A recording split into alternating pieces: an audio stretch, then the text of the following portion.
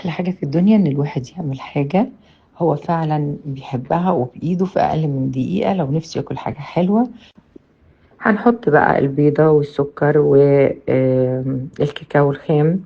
من أحلى الحلويات اللي فعلا ممكن الواحد ياكلها الشوفان. حافظوا دايما إننا ناخد معلقة شوفان على الأقل مرة في الأسبوع.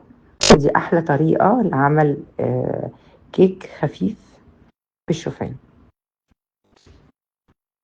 بالمناسبة العجينة دي مبتاخدش أكتر من دقيقتين في الميكرويف، دقيقتين بالظبط، ونسيبها تهدى كده وبتتاكل دافية.